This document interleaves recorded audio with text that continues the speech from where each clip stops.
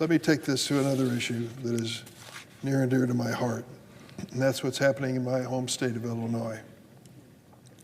We all know the popular quote, when someone shows you who they are, believe them the first time. Or in President Trump's case, if a person shows you who they are 1,000,000 times over, believe them.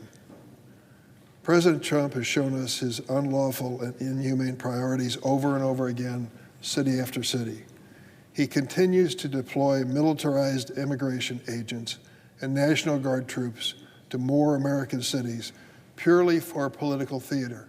He wants America to talk about the Texas National Guard in Illinois, not about health care costs facing American families. But it's not going to work. Unfortunately, the men and women of the Texas National Guard who are in the state of Illinois as of yesterday have been sent off on a political assignment, political theater. Instead of working to find a bipartisan way to reopen the government, lower the cost of health care, President Trump is focused on scoring points against his perceived enemies. Just yesterday, 200 or 300 members of the Texas National Guard joined federal law enforcement officers in Chicago, along with President Trump's loyal FBI Director, Kash Patel. The truth is that the arrival of the Texas National Guard and the FBI Director will not make Chicago safer. It will only escalate the unnecessary and dangerous situation this president himself has created. I still can't get the image out of my mind from 2 weeks ago when the ICE officials in full combat gear carrying long rifles were marching down Michigan Avenue. It was a hateful effort that is used to provoke people into strong emotional feelings. This administration's unlawful use of military resources to police American cities makes our country less safe, and it's a mistake that will be remembered in the history books. I pray that the court system will respond accordingly, as they did in the case of Oregon in Illinois when the hearing tomorrow is brought before the federal judge.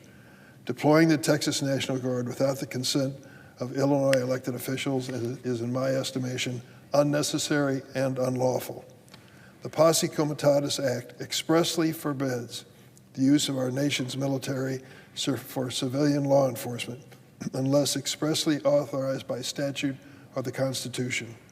National Guard personnel do not deserve to be used by the president's political pawns.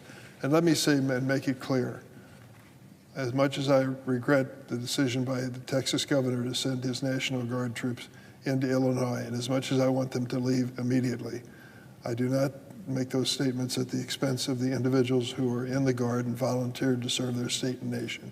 The same thing is true with the federalized Illinois National Guard.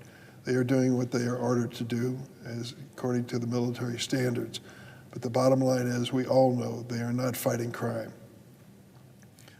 If the Trump administration truly wants to help Chicago, and I don't believe they do, and Illinois, it won't defy our elected leaders. It will work with us. It would restore millions of dollars it suspended, the Trump administration suspended, in crime prevention and public safety grants.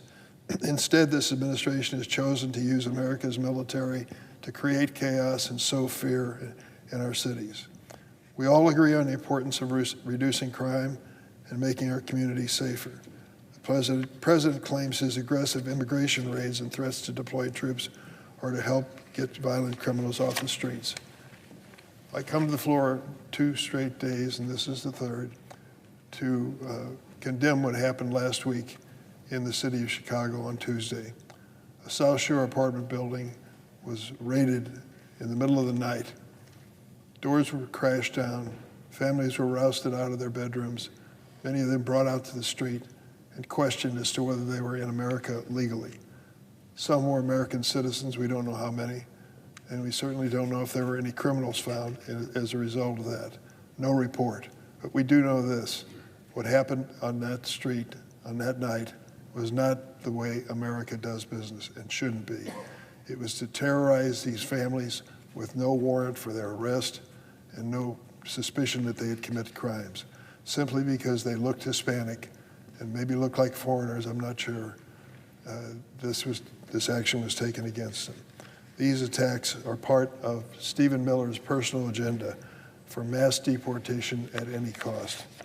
They've pulled FBI, DEA, and ATF agents from their assignments, important assignments to stop narcotics and other things, to carry out the president's immigration agenda.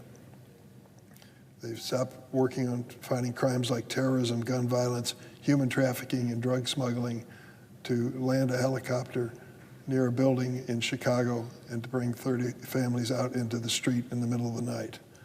I have fought for humane reforms to our immigration system and evidence-based ways to reduce crime in our cities. If the president is serious about fixing our immigration system or lowering crime in our communities, I'll join in on that effort. But sending in militarized federal immigration agents and National Guard troops to our communities is not the way to do it. These actions have accomplished what I believe is the president's true intention, sowing fear in the hearts of our communities, especially our immigrant communities, and consolidating the president's power in Washington. The actions taken by this administration undermine the very fabric of America, a nation that was founded on the belief that all people should be free from tyranny. I remember a time when every member of Congress would have risen in outrage if the administration attempted to use the military unlawfully against the cities and communities and states that they represent. Unfortunately, this time has passed. There's nothing but silence from the other side of the aisle. Congressional Republicans are content to stand aside in abject servility to this president as he tramples the Constitution. But Americans should not stay silent. People across Illinois are peacefully making their voices heard and letting this administration know the attacks on our city will not go unchallenged. As a senator from Illinois, I'll do everything in my power to hold this administration accountable for their unlawful actions.